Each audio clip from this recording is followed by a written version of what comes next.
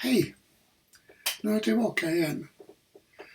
Det här är den tredje i min serie om Covid-akademin. Covid-pandemin. Jag heter alltså Per Flensborg. Jag är professor i informatik och rektor för Strömstad akademi. Strömstad akademi, ja, det är ett forskningsinstitut med i huvudsak seniora forskare. Vi sysslar med tvärvetenskaplig och obunden, opåverkad forskning kring aktuella vetenskapliga problem. Vi är omkring 150 ledamöter. Utav dem är 4 Nobelpristagare, en astronaut, gissa vem, och jag är medlem i Svenska akademin. Den här inspelningen gör jag alltså då i egenskap av forskare. Och det är då inte på uppdrag av Strömstad akademi eller något sånt, utan det är mina egna uppfattningar som jag framför här. Det är viktigt att påpeka att det är alltid så när någon från Strömstad akademi yttrar sig. Just nu håller vi på att skriva en bok om pandemier. Och denna presentation är en del av mitt kapitel i den här boken. Jag tar upp en del företeelser och granskar dem från en kanske lite annorlunda synpunkt. Jag kallar dem myter, även om det egentligen inte är riktiga myter, utan det är då sanningar som kanske inte är så sanna om man granskar dem närmare i sömmarna. Och vi börjar med myt nummer 1. Antal döda i covid-19. Nu undrar man kanske, ja men, där är ju, vad är det, 11 591 var det igår, döda. Det är väl ingenting man kan ifrågasätta? Nej, kanske inte, men vi ska se. Nu är säkert så talas om uttrycket det finns 3 sorters lögn. Det är Mark Twain som sägs ha sagt det. Det handlar då om lögn, förbannad lögn och statistik. Och vi får ju dagligen en massa siffror om läget i den här covid-pandemin. Men vad betyder de här siffrorna egentligen? WHO säger att ungefär 12 000 har insjuknat i Sverige. Som sagt, igår var det 11 591. Nej, WHO säger att 600 000 har insjuknat i Sverige. Det var 591 någonting. Och cirka 12 000 har dött. Ja, vad betyder de siffrorna? Ska vi tolka dem? Och det första är då att se, vad står de egentligen för? Och då börjar man antal smittade. Ja, WHO-siffror betyder antal bekräftade fall. Det är alltså de fall i samhället som blivit bekräftade, de har covid-19. De är alltså testade eller har fått en diagnos eller något sånt där. Men det finns fler smittade fall än de bekräftade fallen. För alla som blir smittade blir inte registrerade. Alla som blir smittade vet inte ens om att de är smittade. Så där har vi ett visst mörkertal. Om man nu vill ha då ett mer rättvisande tal på hur många är smittade. Ja, man kan alltså använda statistiken med metoder liknande vårdprognoser. Extrapolera utifrån ett representativt sample. Vad jag vet har man inte gjort det. Däremot så brukar man se antalet inlagda på sjukhus som ett mått på det hela. Men antalet inlagda begränsas av platserna på sjukhuset. Det kan finnas massor som inte är inlagda men som ändå är lika sjuka. Till exempel på äldreboenden var det många som fick ligga kvar där. Och vill man jämföra mellan olika länder så är det här kanske inte det absolut bästa sättet. den bästa metoden. Men om det är antalet döda i covid-19, det verkar vara enkelt och otvetydigt. Någon är död, det är klart och tydligt. Men om någon i Sverige dör och är smittad med covid-19, då antar man per automatik att det är covid-19 som har dödat personen. Även om vederbörande har gått och påkörd av en buss till exempel. Det är väl kanske just det fallet inte så vanligt, men vi ska se att det kan faktiskt ha stor betydelse. I andra länder gör man tvärtom. Om någon får lunginflammation som en följd av covid-19, då anser man att vederbörande har dött av lunginflammation. Och då försvinner det. Så om man nu vill jämföra antalet döda så har vi de här problemen.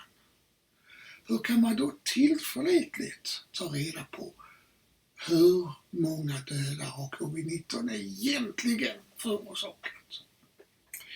Ja, då finns ett begrepp som heter överdödlighet. Och det innebär att man då jämför antalet döda 2020 med ett medeltal av antalet tidigare år. Exempel då, i Sverige har det dött 12 000 i covid-19. Men jämför man med ett medeltal för 2015 till 2019 så skiljer det inte 12 000 utan det skiljer cirka 6 000. Och vad betyder det då? Jo, det betyder att av de 12 000 som dött under 2020 var hälften så dåliga, så sköra som man säger, att de ändå hade dött. Och vi ser det här på detta diagrammet som är hämtat från SCB, Statistiska centralbyrån. Där den blå kurvan är antalet döda på äldreboenden och de som har hemtjänst. Den blå kurvan är för 2020, den orange är ett medeltal för 2019 till 2015. Och vi ser då i mars, april, maj har vi en kraftig överdödlighet. Och i december, november, december har vi också en viss överdödlighet. Och där finns alltså siffror på det här. Så man kan addera ihop på siffran och komma fram till 6 000 fler har dött jämfört med tidigare år. Myt nummer 2. Den svenska modellen är misslyckad. Ja, vi kan ju titta på hur ser det ut i Norden. Och det var 29 januari 2021. Det är hämtat från World of Ethos. Och det är ju då speciellt den här kolumnen man ska titta på. Antal döda per miljon. Och där ser vi något förskräckligt att i Sverige har det dött 10 gånger så många jämfört med Norge och Finland. Och vad kan det vara, 4 gånger så många som i Danmark. Varför är det så? Då säger man ju, ja, vi är misslyckat. Vår covid-19-strategi är misslyckad. Se bara på siffrorna här. Ja, det ska nog nyanseras lite grann. Men det är helt klart att våra nordiska grannar har väldigt mycket lägre dödstal. Sverige måste ha gjort något fundamentalt annorlunda än våra grannar. Och vad berodde det på i så fall? Gjorde grannarna något bra? Kan vi lära oss något av dem? Ja, här ser vi vad de har gjort. Vi ser Finland har stängt ner allting. Utom restauranger, butiker och frisörer som är delvis öppna. Danmark har stängt ner allting fast börjar öppna skolorna successivt. Island, de har stängt av delvis. Sverige också delvis utan de besöksförbud på äldreboende. Restauranger och sånt har varit öppet. Norge har stängt ner allting. Vissa butiker och sånt är öppet. I Sverige får man samlas 50 stycken. I Finland, Danmark, Norge 10 stycken. Island 20. Och Island får man böta dessutom. I Sverige händer ingenting. Därför att vi har en grundlag som säger att svenska medborgare har rätt att fritt röra sig var som helst i landet.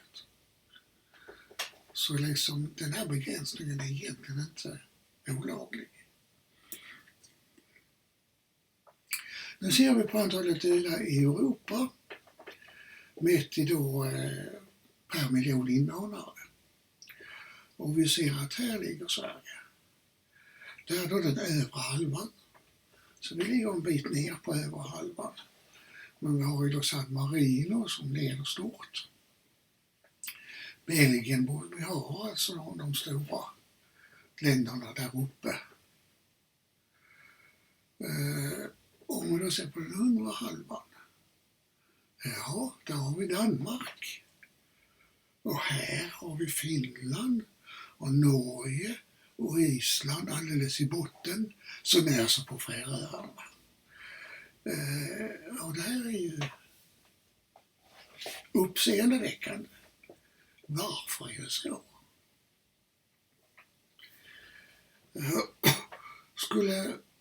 Vad gjorde vi för fel? Skulle vi haft munskydd?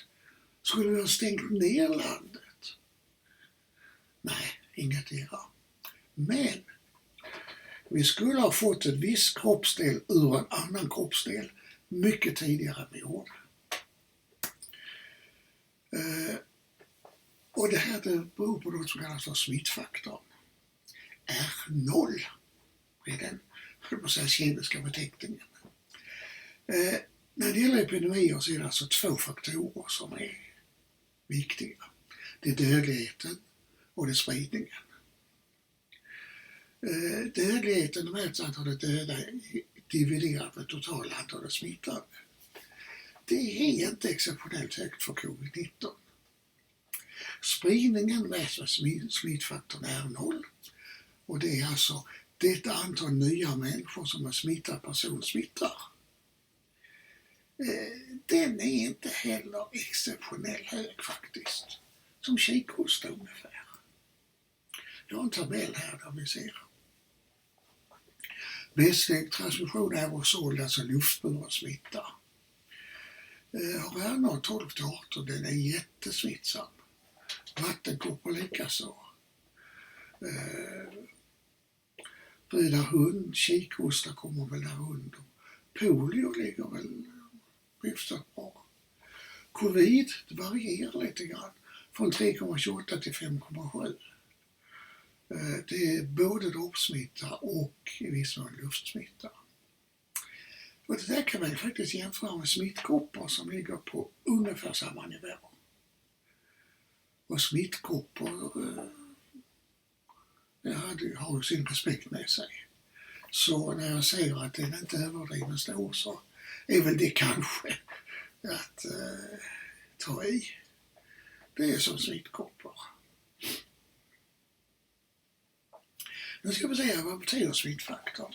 Ja, antagligen då smittfaktor 3.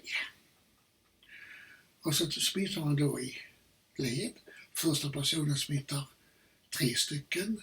Dessa 3 smittar i sin tur 9 stycken. Dessa 9 smittar i sin tur 27 stycken och så vidare. Så efter 10 led har denna enda person smittat 59 049 personer. Och var och en av dessa har då efter ytterligare 10 led smittat 59 049 personer. Det vill säga 59 049 upphöjt till 10. Det är ett jättestort tal. Vanlig förkylning av smittfaktor 2. Då blir slutresultatet 1024 upphöjt till 10.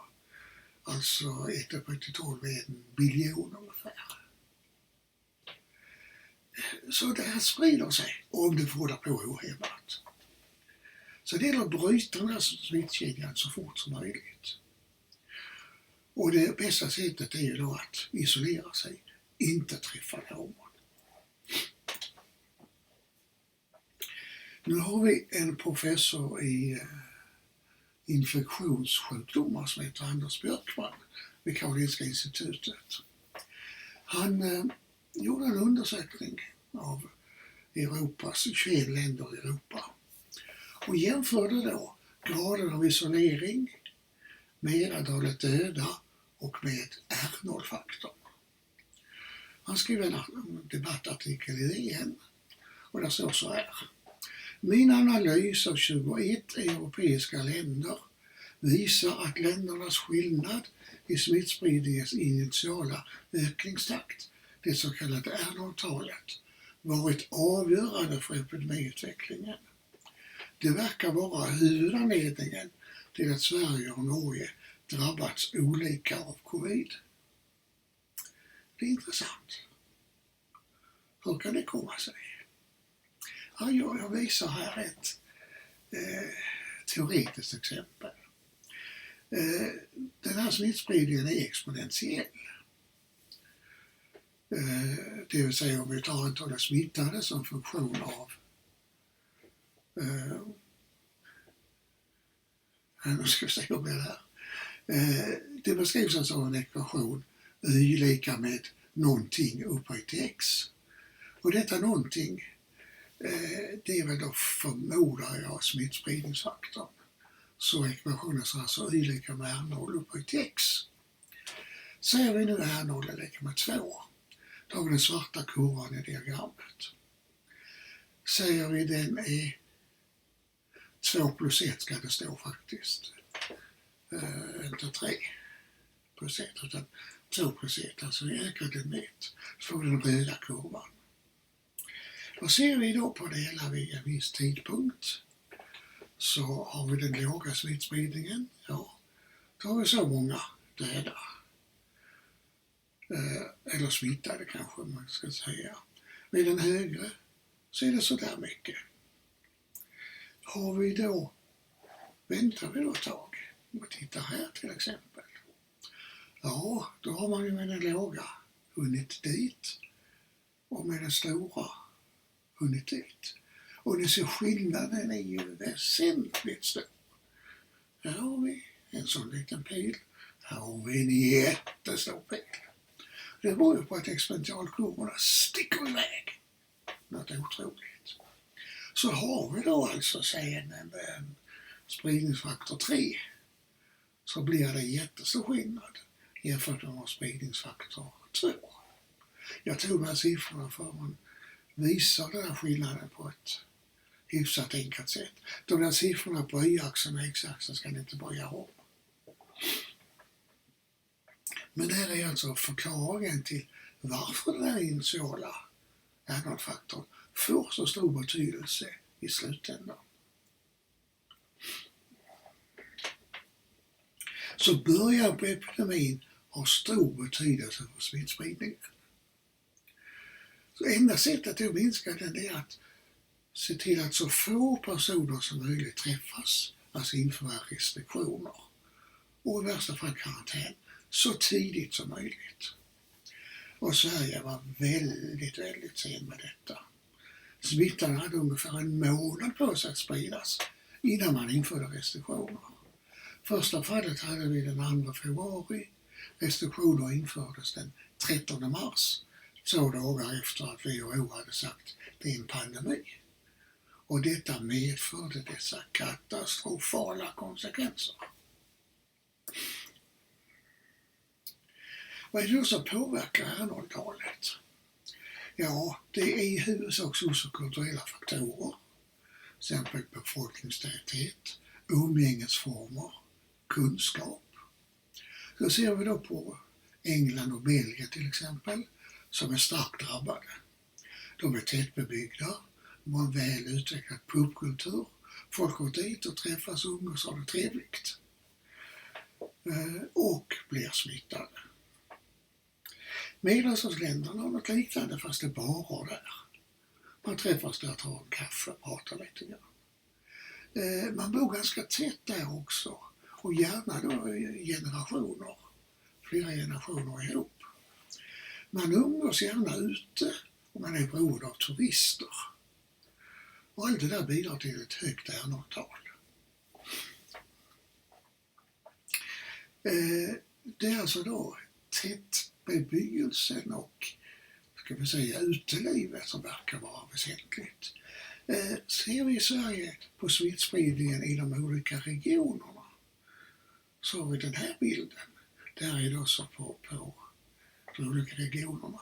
Och vi ser ju, vi har ett klart lysande övertag för Stockholm, Malmö, Göteborg. Alltså storstadsregionerna. Där är många fler smittade än i de andra. Och det beror ju på att man bor tätare, umgås mer, har ett livligare uteliv.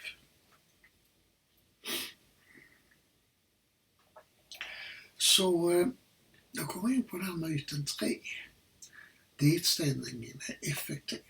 Ju mer man stänger ner, desto bättre blir det. Ja, den här Björkman, han visar att så var inte fallet.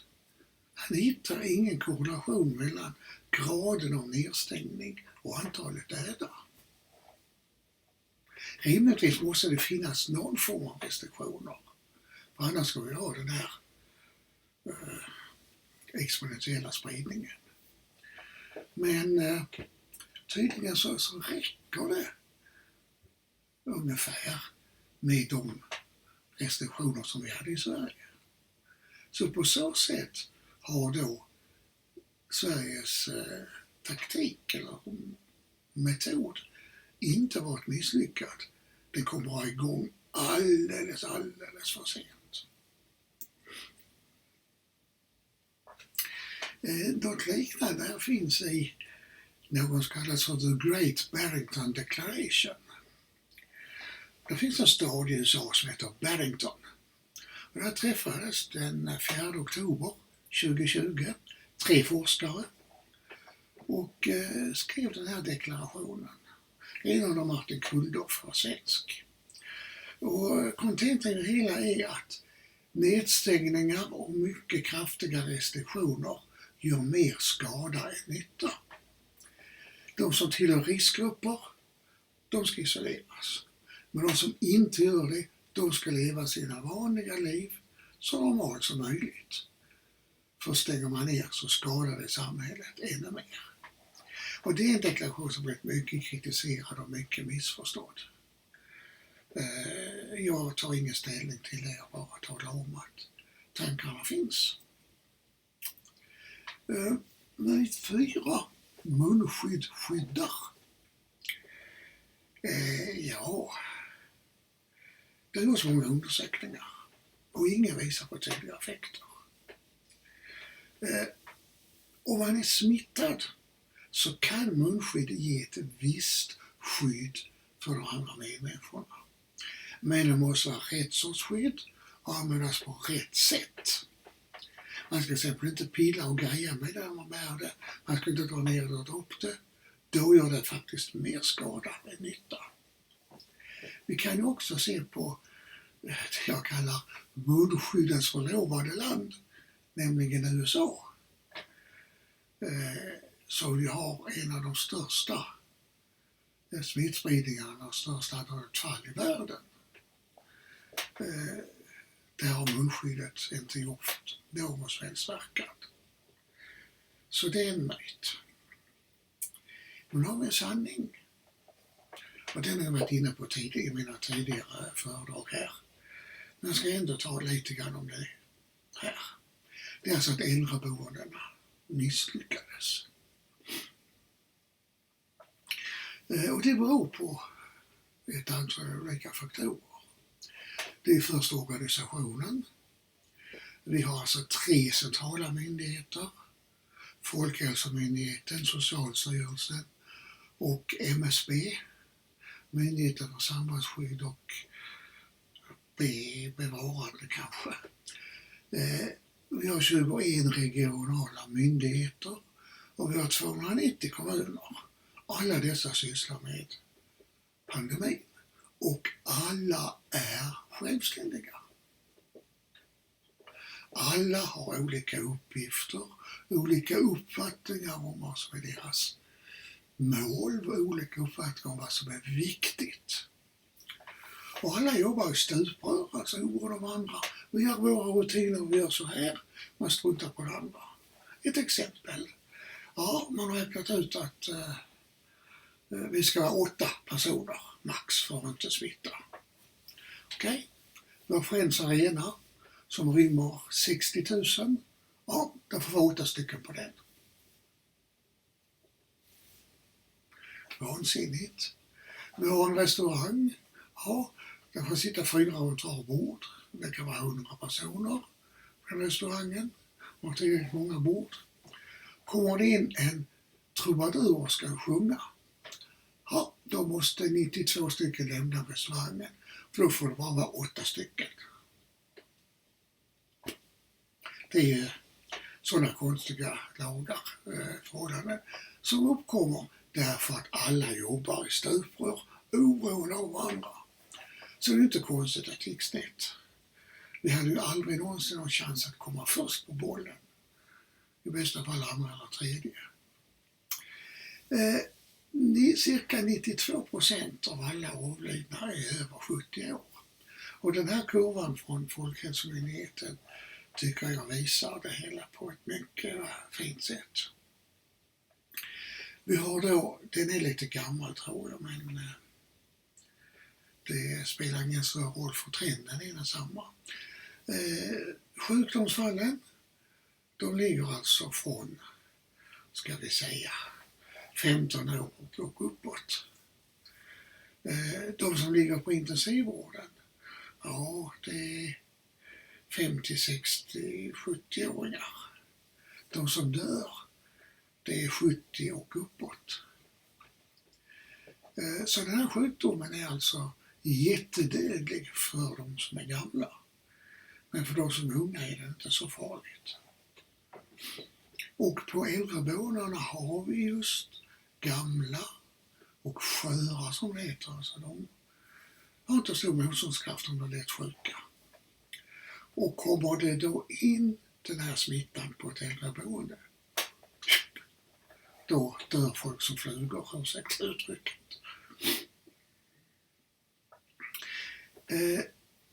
Sen hände någonting 1992 tror jag.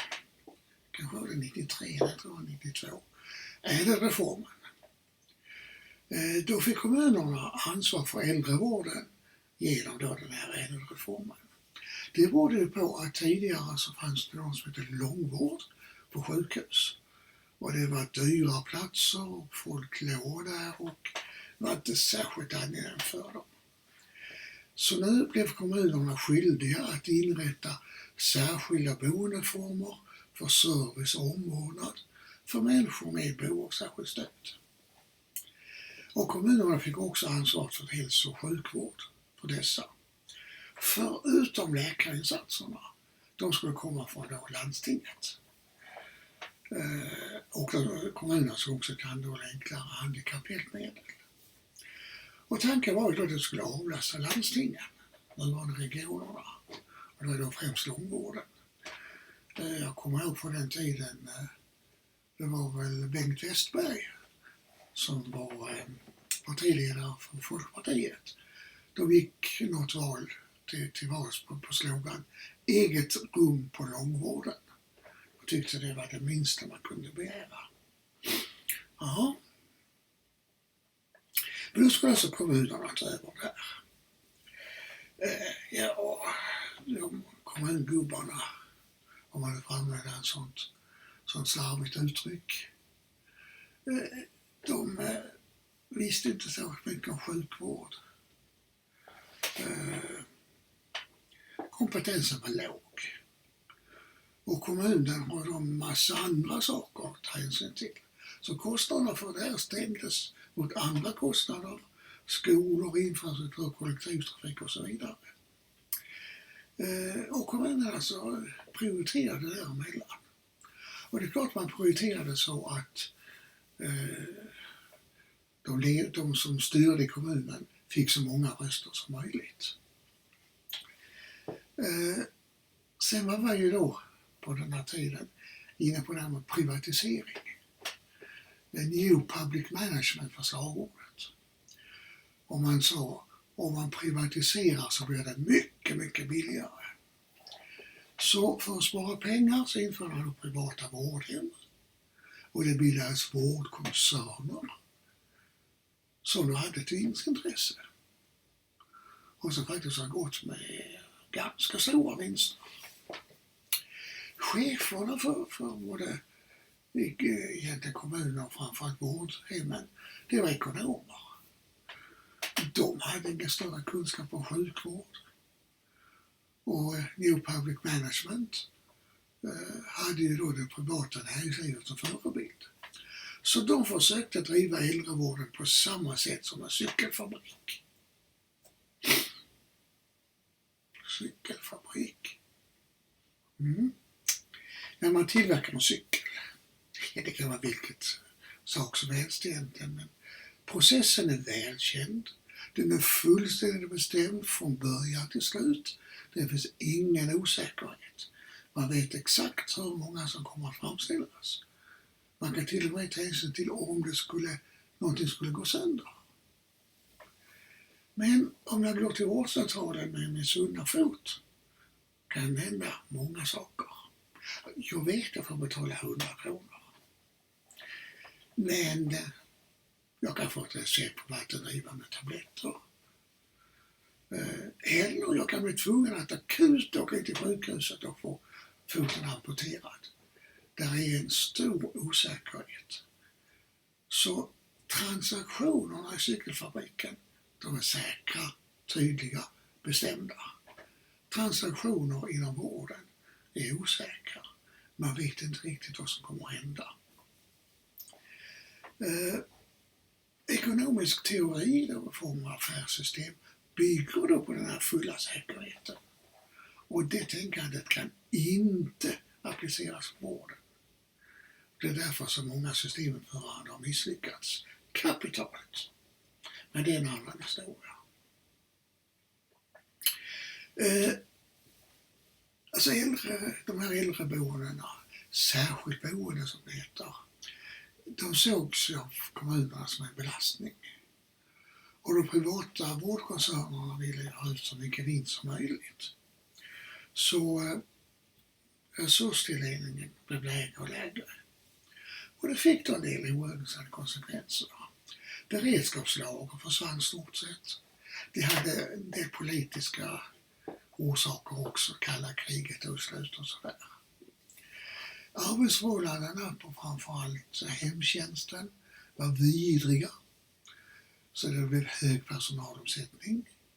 Man anställde massor av timvikarier. Det medförde att man fick in icke utbildad personal. Det fanns inte tid att introducera, bara direkt ut och på att jobba. Och cheferna var ju mer intresserade av att spara pengar än att ge värdig vård. I rätt många fall i varje fall. Det finns naturligtvis undantag alltså. Det här är ju generaliseringar jag gör. När nu den här covid-smittan dök upp. Ja, hur var det med personalen? De blev ju smittade ut i samhället. Så med sig den in på äldreboendet. Det fanns inget skydd där. Så de blev smittade ju lätt, både kollegor och gamla. De som var smittade, de isolerades inte, de fick röra sig fritt. Det fanns en uppmärksammad lag om att man får inte låsa in sådana som är dementa. Det var ett äldreboende som blockerade dörren med stolar så de inte kunde komma ut. Och det fick det på fan för, om jag får uttrycka mig så vanvördigt. Istället skulle det hela tiden finnas en personal som kunde mota tillbaka dem. Det fanns ju inte. När skyddsmaterial började komma, ja, då hade vi de här 314 myndigheterna som då slogs om. Vi vill ha. Men allt material skickades till regionen regionen prioriterade sjukhusen, glömde bort kommunerna och äldrevården helt enkelt. Och cheferna, de var handfallna, visste inte riktigt hur de skulle göra. Och rekommendationer på myndigheterna kom alldeles för sent. Det här är då en modell jag har gjort som förklarar hur det här fungerade. Det börjar med en PM som ledde till privatisering, till ädelreformen. Detta ledde då till nedskärningar på äldrevården. Det ledde till, eller hade som konsekvens, att politiker kände inte till det här, var okunniga. Både chefer och politiker. Så det blev inga beredskapslager, brist på skyddsutrustning och okunnig personal. Det ledde till personalen blev smittad. De smittade de gamla. De gamla var mycket sjuka, man isolerar inte. Och de smittade igen. Och så sprids i samhället och smittar i samhället. De gamla, mycket sjuka, ger hög belastning på personalen och smittar den. Och det ger en hög dödlighet. Vi ser här att vi har lite förstärkande loopar här. Va? Den där personalen smittar de gamla. De blir mycket sjuka, kräver mycket vård, får ingen isolering och smittar personalen. Och den här är intressant också. Personalen sprider i samhället, man har ingen isolering och personalen smittas. Något som är väldigt bidragande är då utanför vår kontroll. Och det är ju det här. Symptomen är otydliga. För att veta att man har covid-19 så måste man nästan testa sig. Och testningen kommer igång väldigt, väldigt sent i Sverige.